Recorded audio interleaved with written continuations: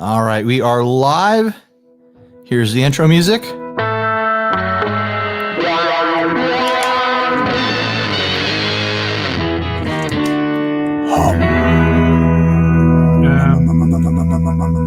Hey everyone, I'm Ryan. And I'm Steven. This is 60 Cycle Hum, the guitar buying, selling, trading, modding, breaking, reviewing, playing. You missed fixing. Fixing. We're never going to fix this thing. We only break.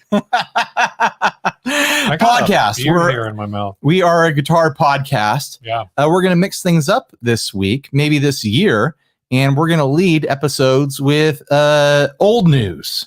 Old news is what we've decided to call it. We've always kind of shied away from covering current events because it's like, oh, other people already talked about it and blah, blah, blah. We're a guitar podcast. The fact that we're not talking about major things going on is honestly a disgrace. I think this is yesterday's news. This is yesterday's news at this point. Gibson bought Mesa Boogie. Yeah.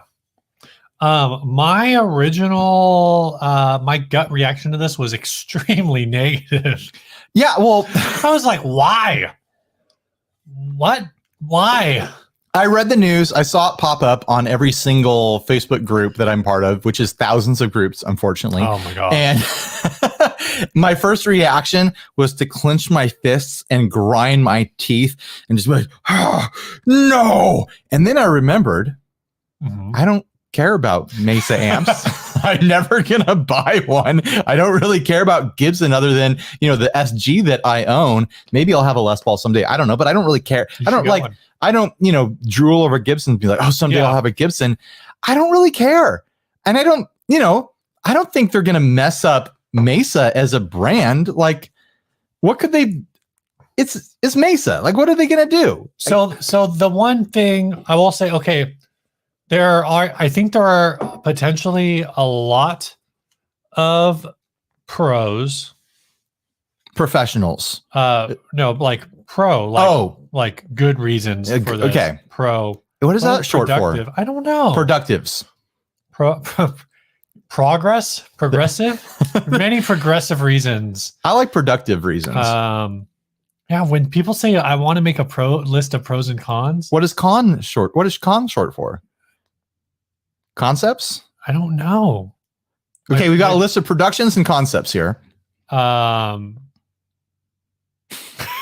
dead in the water now. Steve is thinking about words. Welcome to a guitar podcast. Anyway, so you got pros and cons. I think it's just like things are like pro is always like more. So it's like or it's like versus against, though I don't know what destructive is. Okay, what point are you trying to make? The point I'm trying to make is I think there are pros here. I think sure. One of the things is contra. Yeah. So it's like contraceptive versus proceptive. Yes, proceptives. Sorry. We're never going to discuss this properly. So I think the pros are potentially, though I've heard that Mesa has always had problems like get ahead, like production problems, Okay, in terms of keeping up with demand. Sure. They've always been they've for a while had problems keeping up with demand because they're actually a relatively small company. But the other part of that is, and this is something that I guess could be good or bad, that theoretically Gibson has, could help them get into like connected with the manufacturers or the right people, or just give them capital to hire people, kind of things, right? Well, I think there's something to be said for distribution networks and stuff like that. I read about it quickly. I didn't really dive into it. Like I said earlier, I don't really care. I'm not a huge like Mesa fan or anything like that. I don't really care about Gibson all that much either. But it sounds like the original guy behind Mesa is staying put. Yeah. But I kind of look at it like, and he's been at it forever. Yeah. You got to think there's a certain element of this is him passing on his legacy, gearing up for his retirement to make sure that the company just doesn't disappear and collapse. I mean, it absolutely is. From that perspective, which is smart. I mean, if you're looking to preserve your brand, I don't think this is like a Kramer situation where Gibson is going to put them on the back shelf for 30 years, waiting for them to become relevant again. Mesa's an amp that a lot of people love. A lot of people love those. If you play pop punk or you play, like Santana riffs, or you play any sort of modern high gain sort of stuff, Mesa has been on your radar.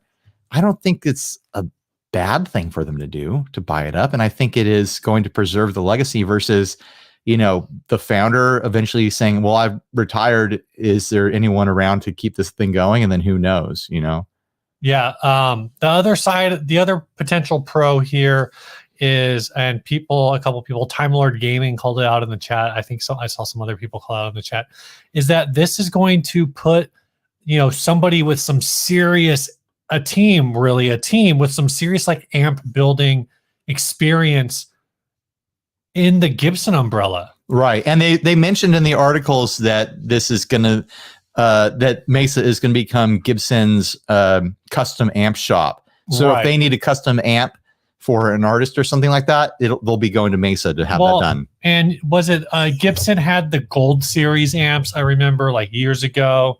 They've had like Epiphone amps off and on through the years.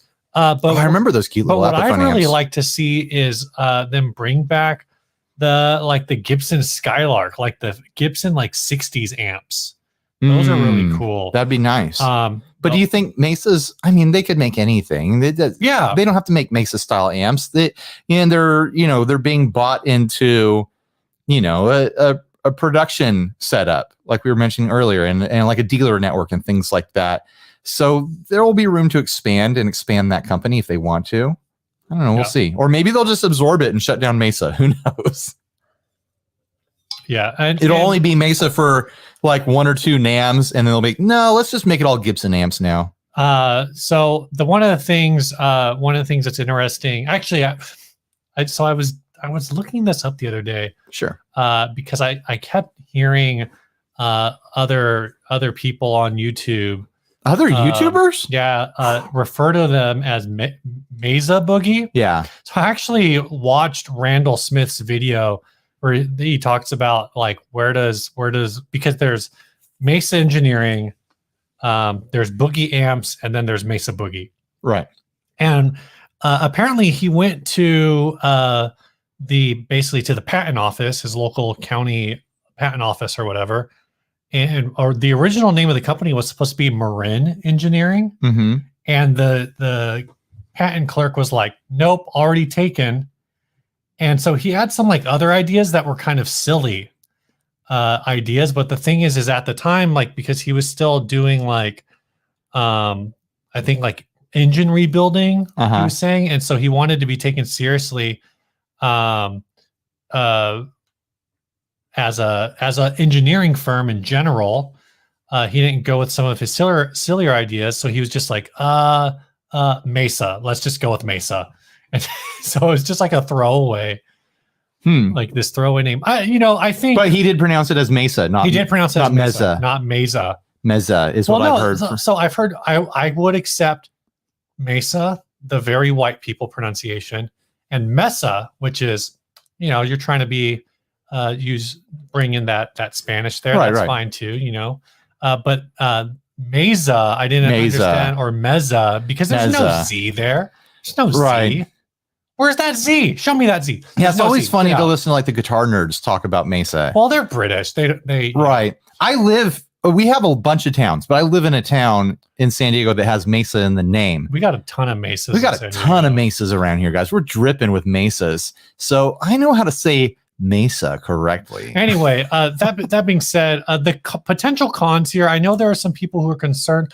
I think overall the cons, the reasonable cons are things like people are concerned. I guess Mesa has a 5-year transferable warranty on their amps. And most companies, I believe, only have a 2-year non-transferable warranty. So I think Fender has like a 2-year non-transferable. Right. Is the big one. And so some people are concerned that the warranty will change. Some people are concerned that like the repair network will change, and so you'll start having like amp shops that weren't previously qualified as Mesa repair shops, Mesa certified, repair shops might be able to get certification because Gibson will like roll back what it takes to get that. So I think that's a reasonable concern. I think the idea that like this company is going to, I think the biggest concern is that it just won't be the same product anymore. And I think that is kind of, I could see them trying to do like what Bad Cat did a few years ago and release like a Chinese line. Sure. Like I think Bad Cat, it was the Cougar series. I could see them, I think a smarter or more likely way that they would go, as at least from my perspective, is Mesa has had like sub $1,000 amps before. Sure. In the past. Bring back some of those designs. Michael Kraus just pointed out that with the Subway Blues, but I know there's some other ones. Bring those sub $1,000 Mesas back from 10 years ago as Epiphone or Gibson, branded things. I mean, honestly, what do modern Mesa amps cost? Aren't they kind of in the price range of what people spend on Gibsons anyways? They're like $2,000. I think. Yeah, I think I don't think there's any reason for them to dick with the pricing.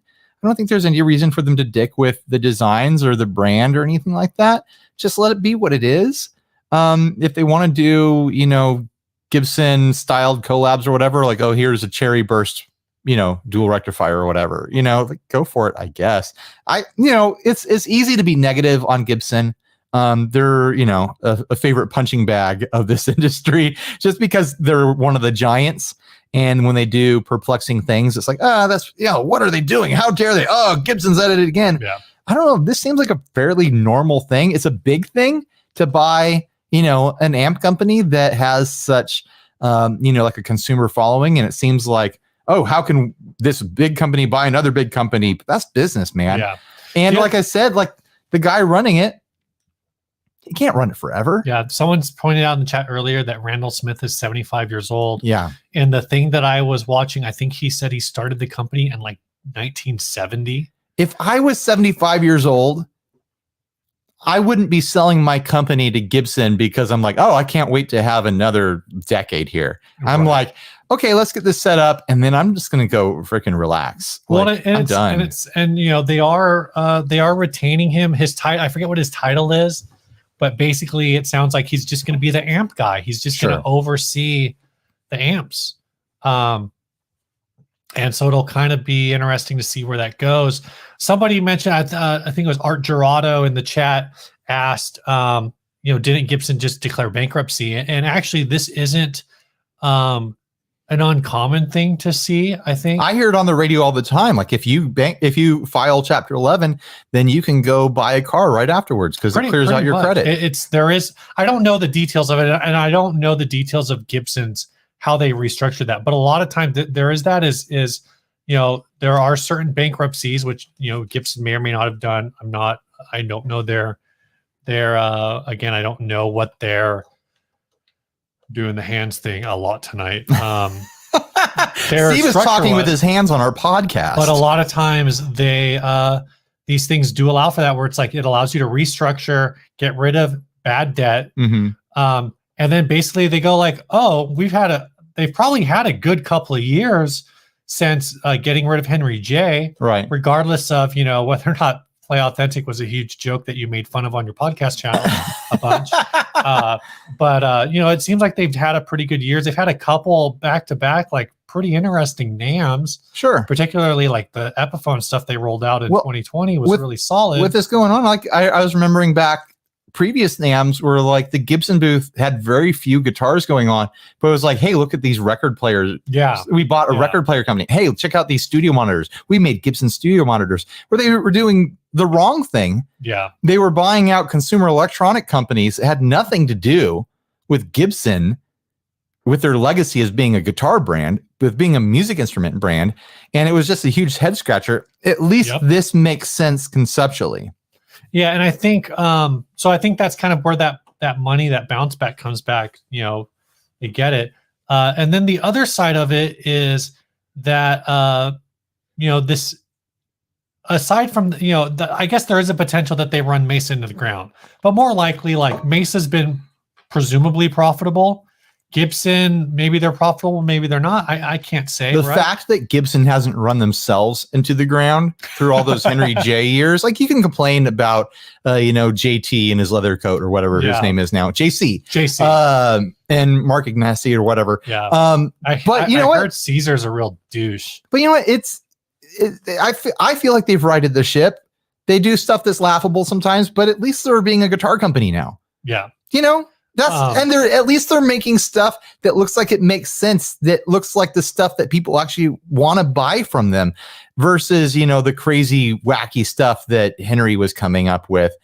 Okay. You have more piece to say? The other part of that is, shoot. Oh, what I was going to say is, at least for one of the older Gibson bankruptcies, or maybe it was this recent one, that was when they like peeled off a lot of their like weird consumer electronics brands. And from what I've always read around that time is like their guitars always sold. Even 2014, 2015, like the dark period where, of robot tuners, they were still selling guitars. They were doing a lot of repairs on those guitars. Right. But they were selling guitars. They're like blue jeans and Harley Davidsons and bass boats. People just buy them. There's always someone out there who's just going to buy this stuff. Like, it's just, they were delving into that consumer electronics stuff because Gibson got a wild hair that they wanted to be bigger than a guitar company. Yeah. Because, Josh Scott has mentioned it a lot. Like, he's hangs around with other people that are, like, they own companies. Yeah. They own manufacturing companies. He owns a manufacturing company, but the guy down the street who's making way more money than Josh Scott ever will making pedals is just making sporks all day. Right. Like, if Gibson wanted to figure out what's the spork that we can make that can get us into Target and Walmart, and we can sell 1 million, $100 record players versus trying to sell, 100,000, $4,000 guitars or whatever they do in a year. I don't know what they even do. That all being said, and me sounding like I'm fully, defending Gibson and whatever they do, it does feel funny to me, a very legacy, resting on their laurels boomer brand like Gibson buying an amp company that's been headed that direction for a long time. The last time I felt like Mesa was an amp company where I was like, oh yeah, maybe I should check those out, was like the late 90s. It's been a couple decades, guys, since I was like, oh yeah, Mesa amps, that must really be something.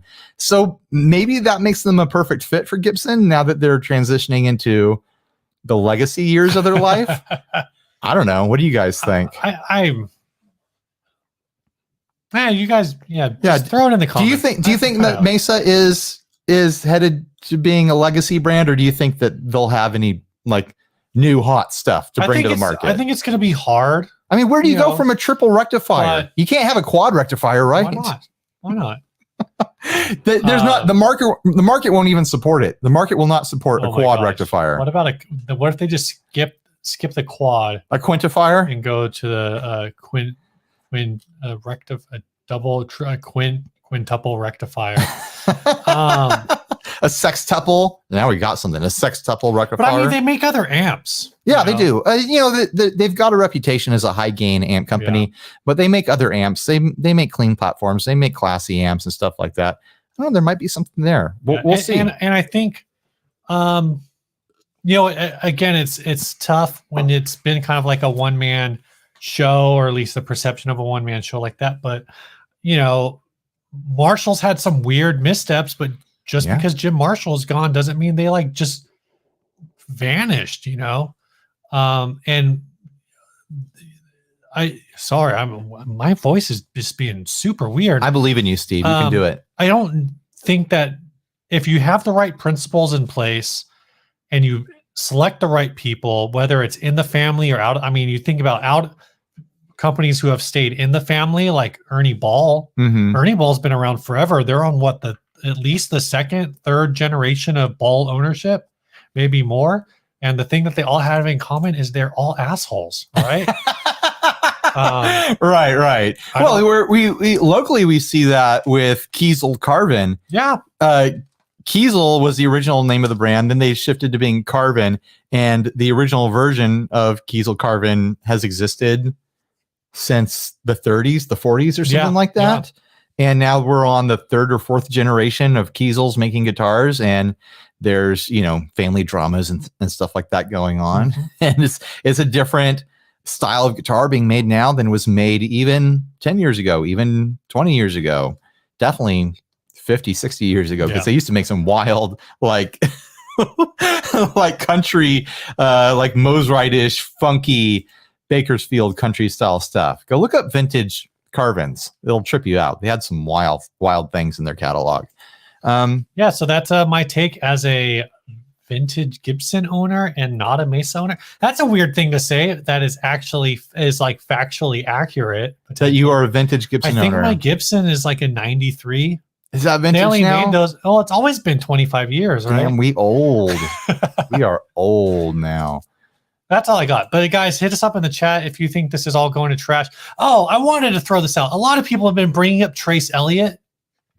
As like, look, the last time Gibson had an amp company. Listen, I never trace an Elliott. I always draw my own Elliott. Oh my gosh. You know, it was like, oh, it was Trace Elliott, and Trace Elliott was like a sought after brand in the early 90s, and then they sucked. And it's like, you know, I've looked into this a little bit since this came up, because I remember seeing Trace Elliott stuff, and all I really remember about Trace Elliott from like the late 90s, which I think Gibson took ownership of them in the late 90s. Mm-hmm. Trace Elliott's were never super. They were already a dying brand. Basically, they were dying. It's a bass amp company with like the bright green logo, right? Yeah, and they've had a few. And like they have the metal grill with the holes in it. Yeah, yeah. They've had a few guitar products that were like pretty interesting. But the impression that I've had is basically from reading and different things is that by the time Gibson got a hold of Trace, they were dying, and Gibson was like, we're gonna put this brand in the old folks home and kind of forget it exists.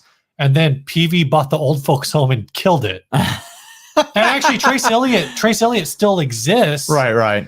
A lot of times they became a PV thing, and a lot of times you see one company buy another company, and then the bought company like fades out of existence. Yeah. And the assumption is, that the brand that bought them killed them, when the reality is that the company was for sale because they were already dead.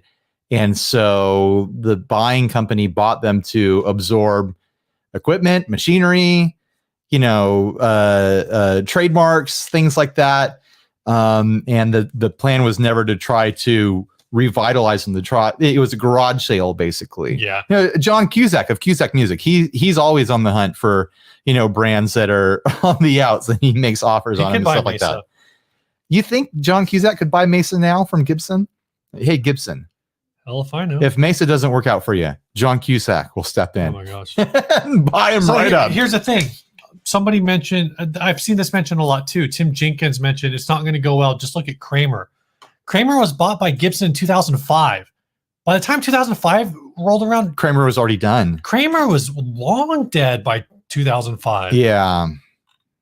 So, this I'm looking at the Wikipedia. It says the original Kramer company effectively came to an end in 1991 and then lost a lawsuit with Floyd Rose. Yeah. I mean, they ended on their own. Gibson bought the brand name because it was floating out there. I'm assuming it's like, one of my favorite guitars is one of my favorite brands is Hallmark.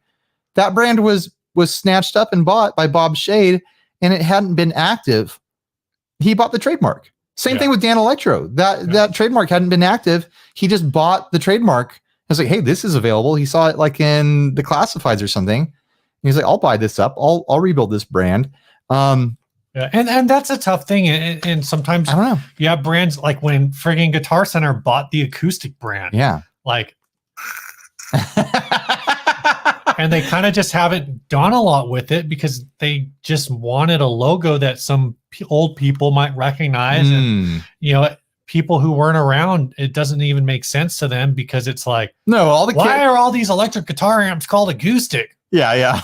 It is kind of a really funny decision for them to own acoustic as a guitar amp house brand when, no one young really understands what that brand is. Here's another point I've seen people bringing up with Gibson and Mesa. Do you think that original pre-Gibson Mesas will be worth more now? I think there will be in the immediate, like I would say 2 to 3 years. Yes. But in the long run? In the long run, I think it's going to depend. And it's going to be one of those things where old amps are always tricky anyways. Like there are certain very desirable amps that go for a lot of money, but also a lot of 60s Fender amps, a lot of early amps and stuff like that, they go for really close to what you would buy the new version because maintenance is a bitch. It just really is. And it kind of kills the attractiveness of a lot of older amps. Like newer amps, you don't have to do the maintenance and they're not fixer uppers. So yes, like I could go buy a 60s twin reverb for a couple grand, or I could go buy a new one that won't break. I think, I think the whole thing is really going to come down to if there are changes, then there will be a price shift that is permanent. If there's not changes, then we're going to see a short-term price bump. Excuse me, that in like 5 years, no one will care about anymore. Right. I think because and again, I'm thinking about that from like the Fender perspective. Sure. There are certain amps that there is no difference between a black face and a silver face version of that amp. Yeah. And there are other ones where the circuit did change. And the ones where it didn't change, your prices between like a 65 and a 68, 69 version of that amp are pretty consistent. And the ones where it's changed, like a 65 might be worth double what a 1969 is. So also amp tastes have changed. Yeah. Mesa's been resting on their laurels as far as I'm aware for a while. It'll be interesting to see if Gibson puts in the work to revitalize interest in Mesa, because nowadays everyone's into their diesels, their revs, their Friedmans, things like that. If people are going to spend a couple grand on a high gain tube amp head, that's what they're going for these days. Yeah. So it'll be interesting to see if Gibson, goes through steps to make them a brand that is desirable and competitive for today,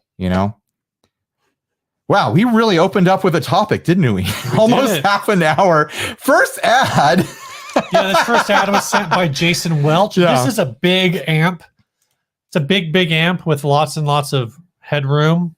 Well, you're looking at the guitar in the ad right now. This is the guitar. I want to know what this guitar is. So this ad just never stops giving. Yeah, this is guitars, a big amp I built, and a wah.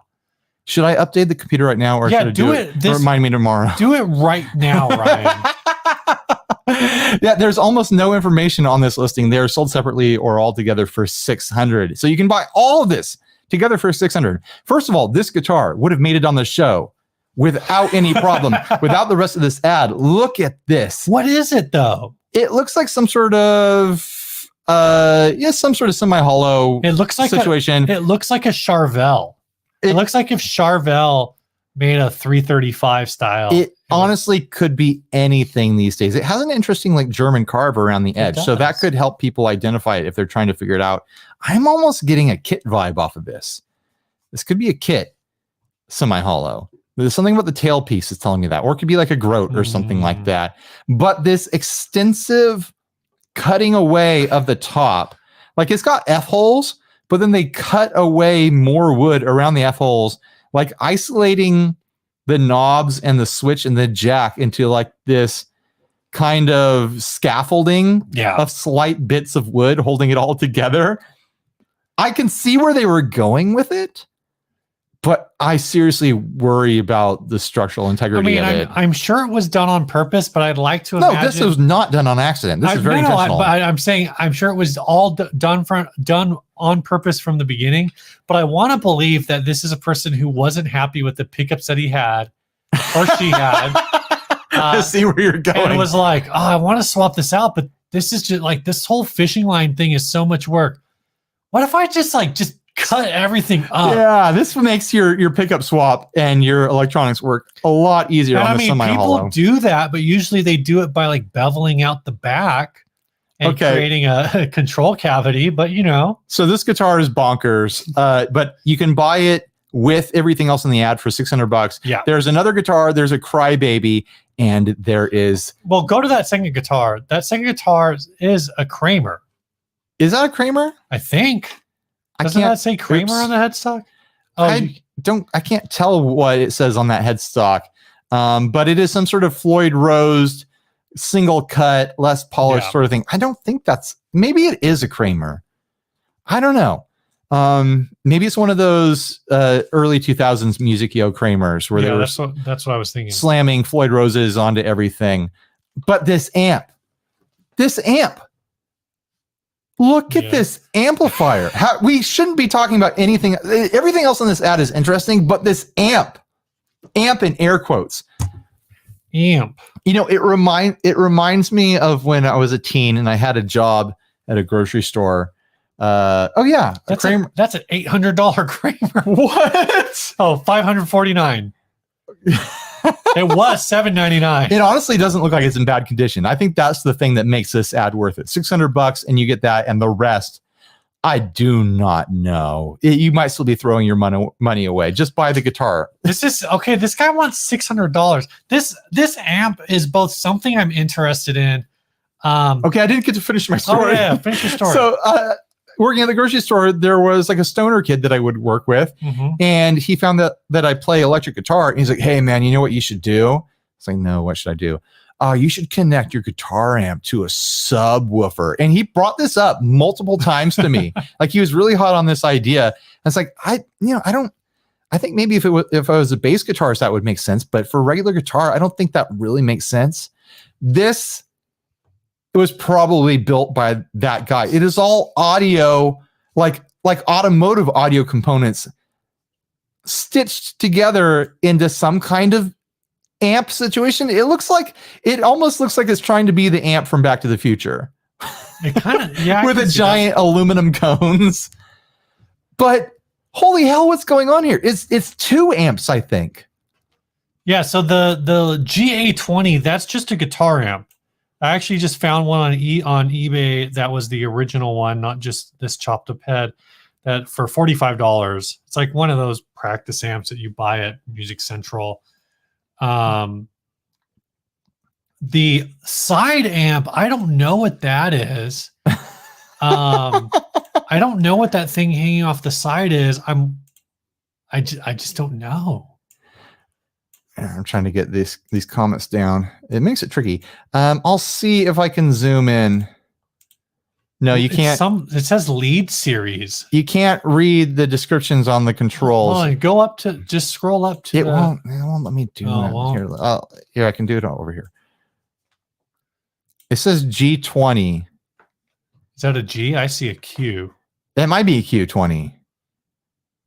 You might be right. That might be a Q20. It probably, you run the right thing through that, it probably doesn't sound terrible. Oh my gosh, that's an acoustic amp. Is it really? It's an acoustic. It is a G. It's an acoustic G20 lead series amplifier. Now Steve wants this. Now I really want, but it's like the new acoustic. So basically somebody took 2 practice amps, smashed it into this thing. Here's the other thing. You have to admire it. You have to admire the craftsmanship. It's compared to some of the bad things we see. What craftsmanship? Compared to some of the bad things we see, it actually looks functional. It looks like someone put it together and it worked. Yeah, I'm sure it worked, Ryan. But can you imagine?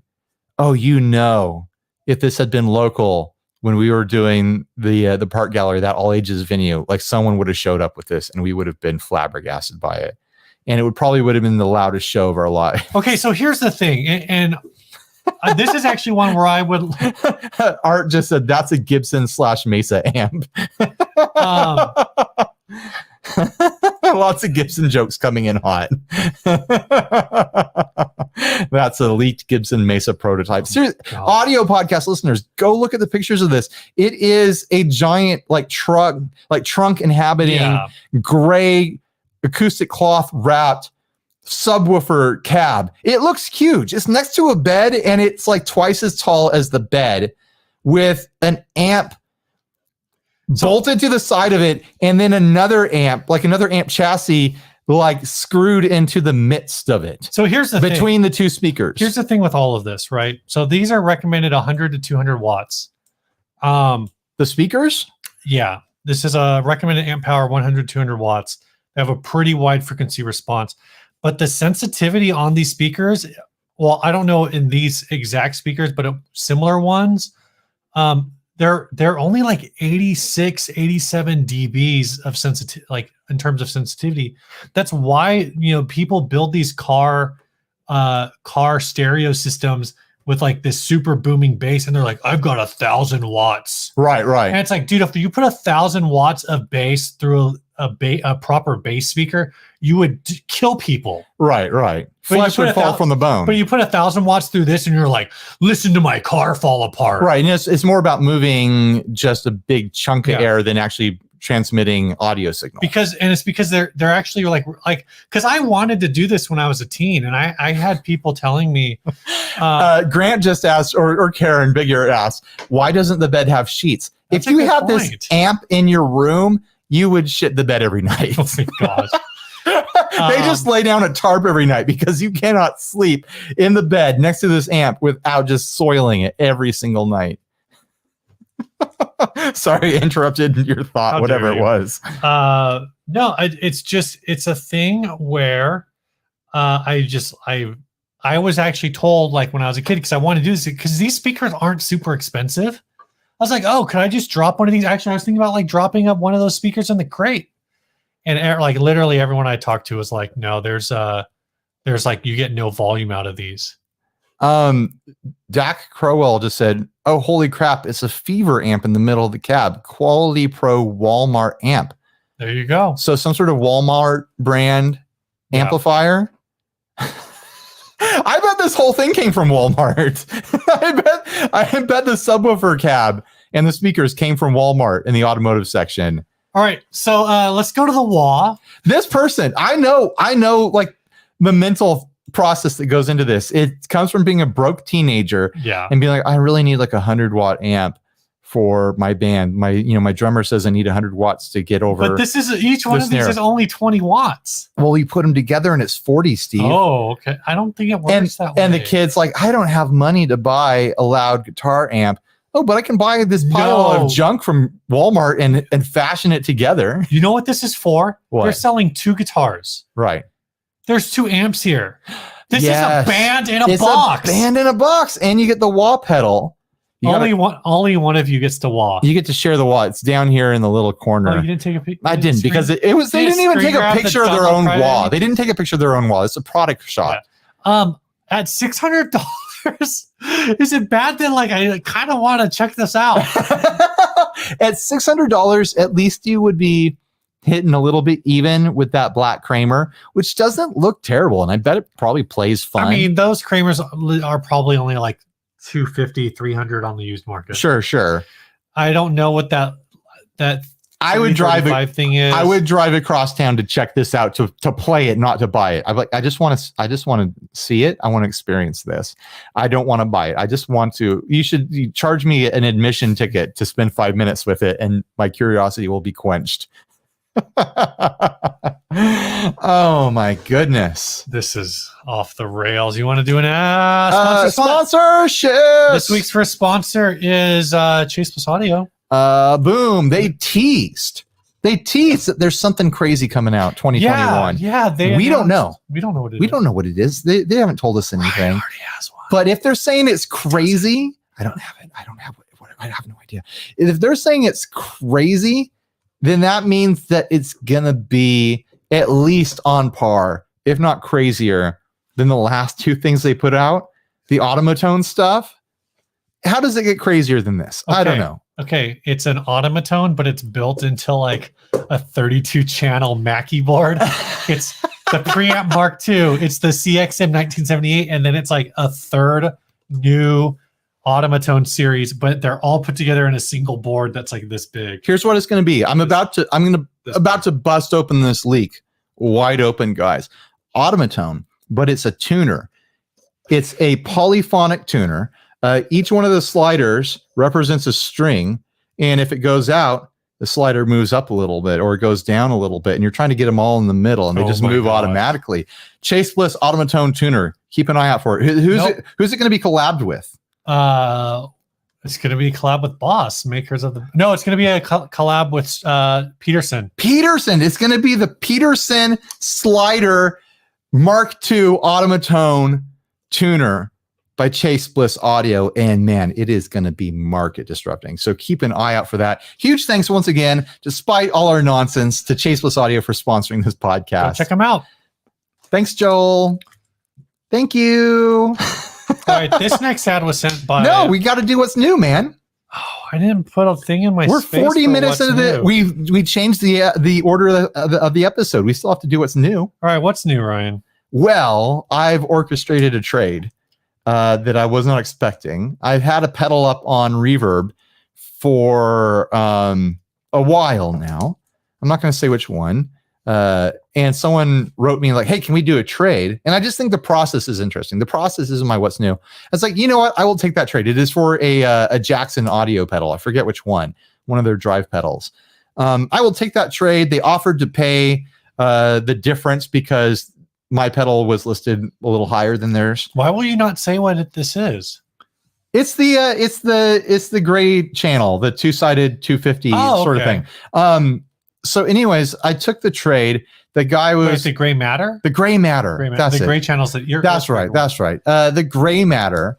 So anyways, I'm going to get to the point of the story. Yeah. Any moment now. What'd you trade for? The guy. For the Jackson audio thing that I forgot the name of it already. You can tell I'm super excited about it. I'm just curious to try something. The Prism? No. What's it called? I could look it up. It's on my Reverb. Oh my gosh. So all right, tell the story. I'll look up every Jackson audio product. I'll be able to find it right now. The guy was like, hey, let's both offer each other, 0. Let's do an offer of 0 to each other. Okay. And then we'll just exchange them. And it's like, that sounds like a cool idea. And I know if we do that, then we're skipping out on Reverb percentage fees and stuff like that. But then I was like, if I get screwed here, my refund is nothing. Yeah. Golden Boy. Corey Dean says Golden Boy. That's the other one.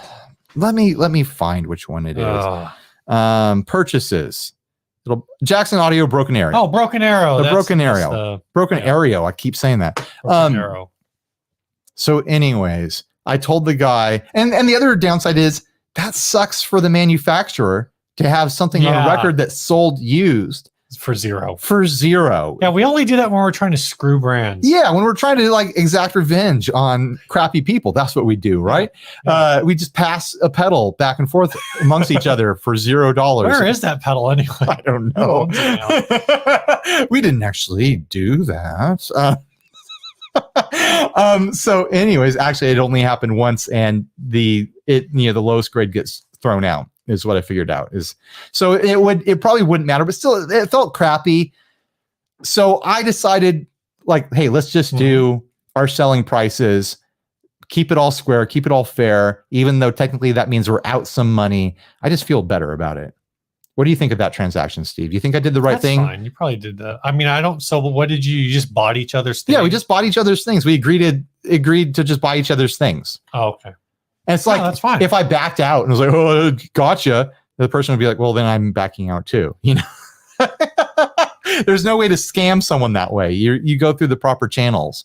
And I think that's, really the attractive point of these well-established online sellers is that there is a protection model there built into it. So that's my what's new. I know that was kind of meandering. I'm sorry, guys, but that was meandering. We're 40 minutes into it anyways. If you listen this long, you know what we're all about. Do you have anything new?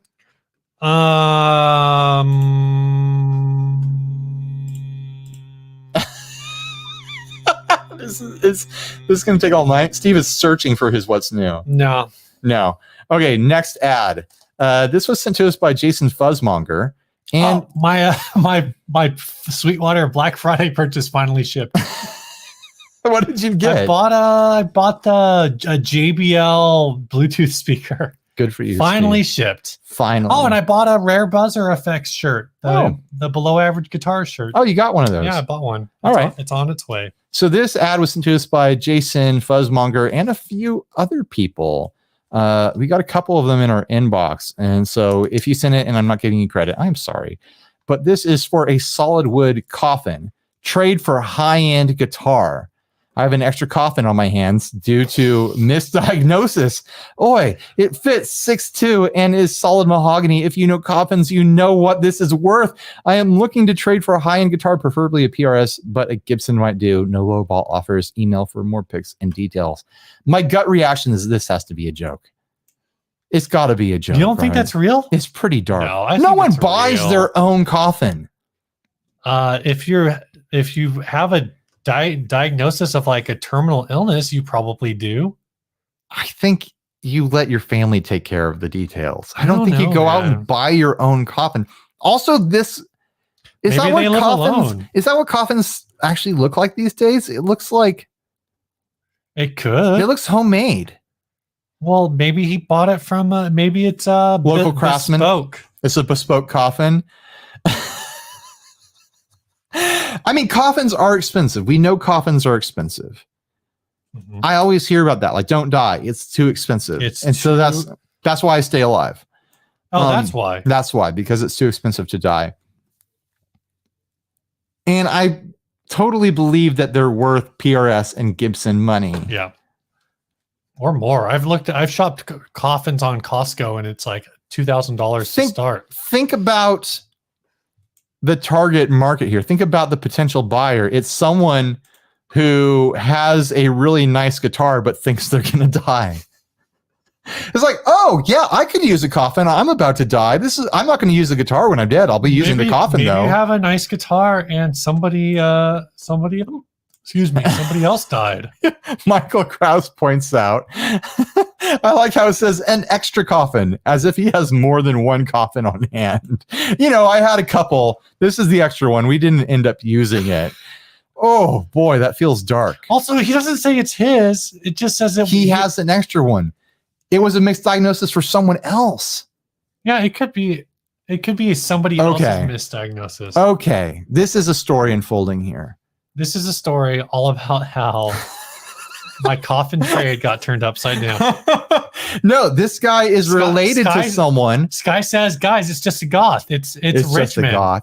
It's Richmond. Hello. This guy has a family member, a loved one, who thought they were going to die. Mm-hmm. And so they did the frugal thing and went coffin shopping beforehand and picked out, just the right coffin before they died. And then the person was like, surprise, I'm not going to die. The doctor was wrong. It's not a brain cloud. There's a movie reference for you. It's not a brain cloud. I'm going to survive. And like, well, now I've got this coffin laying around. What do I like? I like guitars. I'm going to treat myself. Wouldn't you think that the best thing to do would be to sell it? Maybe there's also a listing of it for sale somewhere else. Maybe. It's just like they also have it's Nashville, man. It's Nashville. Musicians are dying in Nashville. They're dying to get into this coffin. This could get real dark, and it's been dark, dude. No. Welcome to 2021. Our first ad has a coffin in it. This is our second ad. Our second episode, I know. Well, first episode didn't count because first episode, it was pretty rowdy. Ad. Unless you've got any more good jokes, I think I'm all joked out on this. Oh man, you want to do another sponsor? Yeah, we'll do the other sponsor. Oops, No, I didn't mean to do that. What am I? Oh, I've got it pulled up the other way. All right, you read the sponsor. This show is also brought to you by Big Ear pedals. This is an old one. I just realized this has the Big Ear NYC. Yeah, they're in the chat right now. So everyone in the chat, say hi to Grant and Karen over there at Big Ear. Yeah, but they sponsor the show. This is the L. This is the sparkle finish on the. I really love this sparkle finish. The L is a really, really smooth little, slightly modulated reverberation. It's kind of it's a neat little box. I was playing around with it today. It's a neat little reverb because it's got this kind of like vintage belt and brick take on a spring reverb. Yeah, but with this slightly modern modulation to it. Like it's got kind of this, kind of like shoegazy, ambient, churchy sort of vibe going on. It's pretty much an always on for me. It's a great always on reverb. Like if you're looking for an always on reverb that's just a little bit special, maybe a lot bit special, I recommend the L. I think it's actually really cool. So check that out. Huge thanks to Big Ear Pedals, Grant and Karen over there for continuing to support the show. They bought us a $90 bottle of champagne last week. So there you go. All right. Should we do the topic or should we do one more ad and peace out? It's an easy topic. It's a quick topic. We'll do the topic. This is the quick topic call out from the Facebook group. Yeah, it's Donald Straighton. He wants to know if you're in a band. If you had to choose, would you rather have a bad drummer or a bad singer in a band? Well, I've been in bands with bad drummers, and it was not great. I feel like not enjoyable. Bands with bad drummers are likely to just make it through about 2 or 3 practices and just no one ever calls each other again. But with a bad singer, you kind of just like, well, people can't really tell, it's fine. Yeah, I was in 2 bands with you, so clearly I would choose bad singer over a bad drummer. Yeah. I've been in, I guess, like most bands have a bad singer. One of the first bands I was in with Adam, I wouldn't say that our drummer was bad, but he was a young, dumb kid who was like still kind of learning the drums. Mm-hmm. And he would just randomly, like he'd be playing his thing, and then just randomly in the middle of a song, we'd realize that he'd been like playing the drum fill from like a Blink-182 song for the last 30 seconds. Right. And we're like, dude, what are you doing? A band with a bad drummer is non-functional. Yeah. Like, and there's subjective bad, and then there's actually bad. I'm talking non-functional. If you have a non-functional drummer, you can't function as a band. Yeah. If you have a non-functional singer, you're still punk rock. You can still exist. Yeah. The best thing about being in a band with a bad singer is when you're also a bad singer, you can be like, yo, dude, let me do some background vocals. People would be like, you guys are clashing. Dude, yeah, we're both out of tune. So what? Yeah, deal with it. It's called chorus, man. Yeah. It's called harmonies. This is jazz, okay? You don't get it. You don't get like these polyrhythms and stuff, bro. No, that's a bad drummer. Is polyrhythms. It's polyrhythms, okay?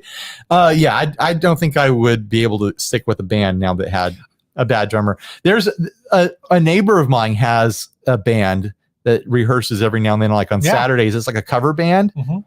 Horrendous singer, really bad singer. The rest of the band is fine. I was gonna say, how's their drummer? Their drummer is fine. I think the drummer is my neighbor. He's a couple houses over. I think he's the drummer, but man, the singer is just so comically bad. And like you can hear, because we're like on a little canyon thing, you can hear it bouncing around. So I can actually hear it really clearly. Mm-hmm. I can hear the whole band mix. And it's like, man. MJD Brune in the chat says drum machine or sing machine. And I think about this. I've actually done a few shows back when we were doing the Park Gallery where people brought in, drum machines. They just, every song they're just pushing a button and letting the computer drums go. But I'm kind of interested in sing machine. Yeah, I want to hear the sing machine. It kind of makes me think of like a speak and spell. The robot voice guy, the robot voice track from the Long December episode or whatever. Long December. Yeah, I want a Stephen Hawking vocalist. I kind of want to hear that. Dude, if Stephen Hawking called me up tonight and was like, let's start a band. I'd be like, hell yeah, Stephen Hawking. We are starting a band right now. He's like, awesome. I can't wait. Isn't he dead? Well, pretty sure there's dead. A casket for him on the market. Oh my God. Is he dead? Now it's dark. Now it's dark. Now we're talking about Stephen Hawking dead in the ground. Well, there's got to be someone else out there that can join my robot band. You know what time it is, Ryan? It is time for the last ad. It's time for some housekeeping. Oh, housekeeping. If you'd like to support this show, or even intentionally not talk about politics at all this episode, because if you've listened to the show, you already know what's up. Yeah, we already know. You already know what we're down with. And here's the deal, guys. If you are a political person that doesn't agree with us because you're stupid and you think this whole election was a fraud. Whoa. And also you think Trump should just murder everyone in Congress and take over or whatever. Wow. Well, you're an idiot, but also give us money because you're clearly too stupid to know what to do with your own money. I'm so glad we didn't talk politics this episode. We got all the way through it without talking politics. Yeah. It's wonderful. And if you're like anyone else who wants to support the show, you can head on over to patreon.com/60cycle humcast. 60 cycle hum clash. 60 cycle humcast, like these people did at the $1 level. Joe Heisey, thank you for joining us. Joel. At the $5 level, Tom Maxon and Matt Hurt. And at the $10 level, Peter Bright. I mean, no matter our politics, if you support us through Patreon or any other way, just know that you are sending support to Californians. Yeah. In the failed state of California. Ooh, we're going to get you. Just know that. Look out, Texas. We're going to turn you California any day now. If you send us money, thank you for your support. We understand what you feel. And we love you. We love you. Go in peace. Oh my gosh, Steve. All right, this last ad was sent by Drew Smizer. Oh my gosh. She is smizing. This one actually I had in the slot for last week and we didn't get to it because we drank 2 bottles of champagne. Dude. It is a Guild GADRE 32. There's a lot of numbers and words here. It's a heavily modified Guild acoustic. Really? This is a beautiful Guild. I switched away from with a sunburst finish. That's all I got because you changed it. Okay. Do you want to read the whole thing? No, I just want to read a block was added to put a vintage vibe. Oh, that's a vintage vibe. HS P90 in the sound hole. Also on the soundboard to allow the Bigsby to be installed. I also swapped the tuners out. There's no volume or tone, so all you get is a pick. They dropped a P90 in it and freaking hot wired it. Direct to output, no controls. I like their style. That is rad. Yes. And this thing is not grounded at all. I used it for years to add color to my solo. Is it really not grounded? It could be grounded. They would have mentioned it. No, you ground a post. If you're looking for a fun, unique guitar to add to your arsenal, it doesn't. I feel like if it was buzzing, they would say that, but they're selling it, man. Who knows? Yeah. No, I would be surprised. Maybe they ran a ground to the Bigsby. That's what I'm saying. That's what I would have done. Yeah, that would be the smart thing to do. Run to run a ground to the strap peg, and then you're good to go. Yeah. Good to go. Didn't Gretsch came out with an acoustic guitar with a Bigsby on it. I always wanted to try one of those. I don't hate it. I honestly don't. I actually did something similar to one of my acoustic guitars, and I did hate that because I did not ground the pickup. I put a humbucker in the sound hole of an acoustic guitar forever and ever ago, and it was a mistake, but it was a learning experience as well. I am wondering, though, how that bridge saddle is going to hold up to Bigsby use. It is going to wiggle that back and forth, and those things snap under pressure. Eventually, that will snap. The bridge saddle. It will get worn out and it will be over at some point. I don't know. What do they want for it? They wanted like 500 something, right? 575 plus 50 shipping. They want $600 for it. What do these go for in unmolested condition? Right? I feel like they probably don't go for that much. I don't think they do. A Guild GAD 30RE from 2009. 625 on Reverb. Nah. There's also another G8050 for $450 on Reverb. So it kind of seems like that's pricey, man. This is pretty up there. That modification, even though technically you're adding functionality to the guitar, it's an acoustic guitar. There's not going to be a lot of acoustic guitars out there that are hot for this. They're not going to pay an upcharge for it. They're going to want a discount for this. Sassy Cat says $400 tops. I tend to agree with that. I'm feeling like $350, $375 is where my bargaining would start if I was even interested, which I'm not. I mean, you can make an offer. This seller is open to offers. How much do those Gretsch ones go for? Gretsch. I'm going to search for it. What are they even called? Gretsch acoustic Bigsby. Copel says we should get the mezcal from Trader Joe's. $850 is what they go for. Mixed with ice and orange juice. But the Gretsch one is intended to be that way, and it's the whole package, and it has like the Chet Atkins bar on it, right? And it has like the cool sound hole cut, and it has a filtertron in the neck position, not blocking the sound hole. I mean, yeah, if I was looking at this, I'd be like, I'm just going to go track down one of those Gretsches and try that and do it official instead of this thing that's hobbled together. It doesn't look like it's bad craftsmanship. It looks like it's done fine. But there's no resale here. You would have to walk away with it for like $350 to feel decent about it. And then still it's like, I don't know if I'll ever be able to sell this to anyone. Oh, no. Once you have this, you're kind of like, right. You have to find another sucker is the problem. Yeah. You know, what if it's really good? What if you get this and you write the next? Yeah. I don't know. I don't know what kind of. This is the one where if I got this guitar, it would suddenly unlock my hidden talent. I would become a great songwriter. Finally, an instrument to unlock my hidden potential. Yeah, it's not going to happen, right? All right, tell us about the song and let's get out of here. Yeah, this song that you're going to hear on the audio version of the podcast was sent by Alex Goetz. Hope I pronounce that right. He's in a band called Scholler. Actually, he just makes music as Scholler. And he says he's just put out 2 tracks. We're going to play one called Pressure Plate.